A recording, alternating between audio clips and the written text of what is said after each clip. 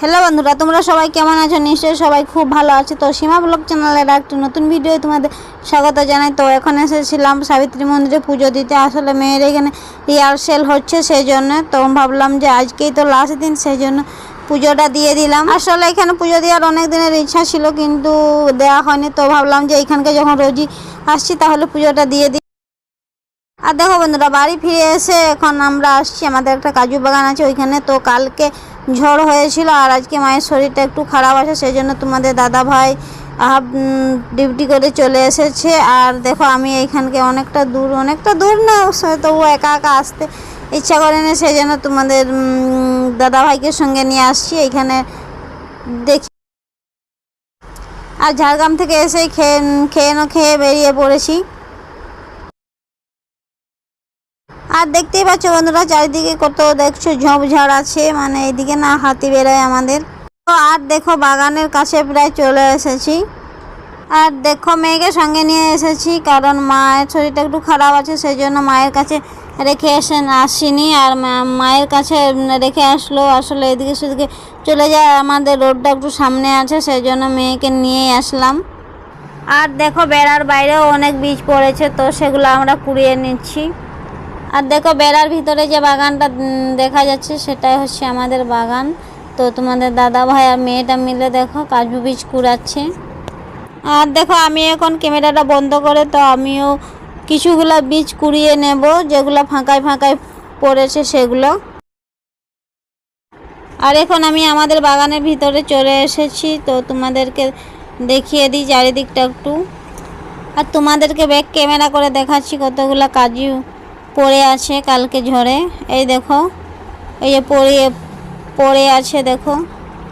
তো কুড়াবার আগে ভাবলাম যে একটু ভিডিওটা করে নিই। আর এদিকে দেখো একটু শুকনো ডাল পড়েছে।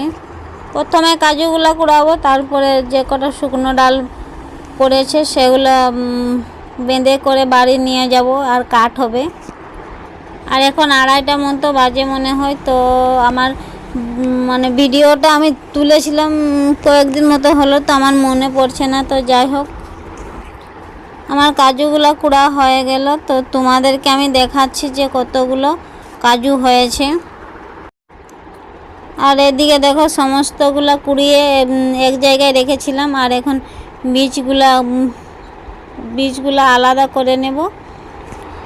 আর দেখো ফলগুলো বয়ে নিয়ে যাব না, আর এইখানে ফলগুলো রেখে দিয়ে যাব, শুধু বীজগুলো নিয়ে যাব, না হলে এতগুলো আবার বয়ে নিয়ে যেতে হবে। আর সঙ্গে যেহেতু কিছুগুলো কাঠ আমি কুড়িয়েছি, তো কাঠগুলো নিয়ে যাব।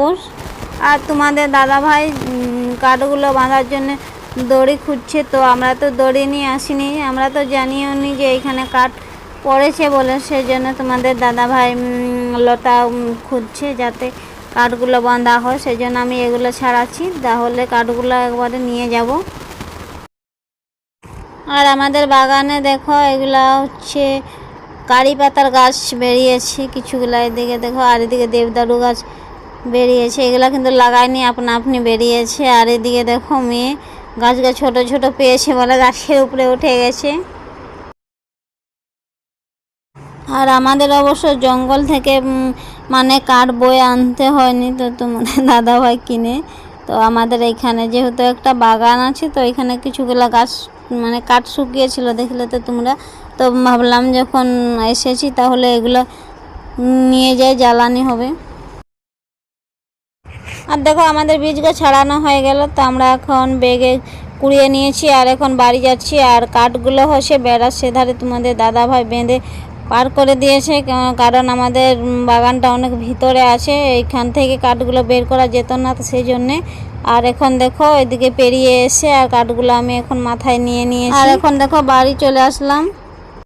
বাড়ি ফিরে এসে ভাবলাম যে কাল যেহেতু মেয়ের নাচ আছে, সেই জন্য মেঘলা করেছে, তো ভাবলাম যে মেয়ের নাচের ড্রেসগুলো আজকেই আমি কেচে দেবো, না হলে কাল আবার শুকনা হবে নি।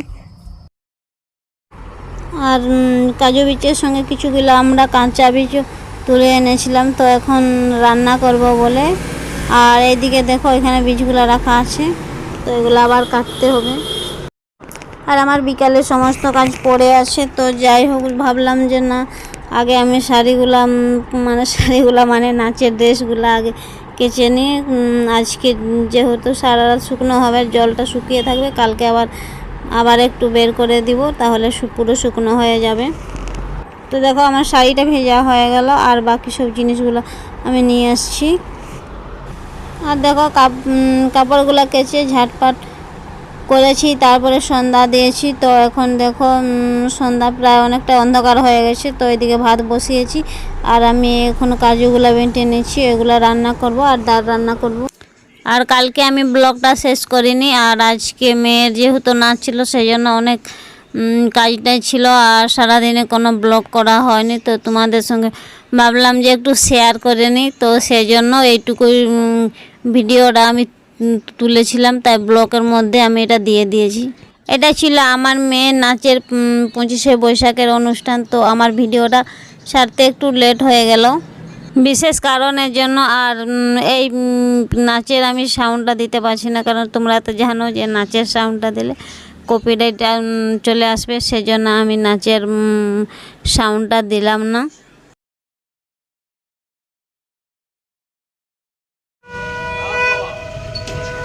আর দেখো আমার মেয়ে নাচের অনুষ্ঠান শেষ হয়ে গেল। তো এখন ওইখান থেকে বেরিয়ে তো এখানে দু একটা ছবি আমার মেয়ে তুলে নিল। আমরা এখন বাড়ি যাব।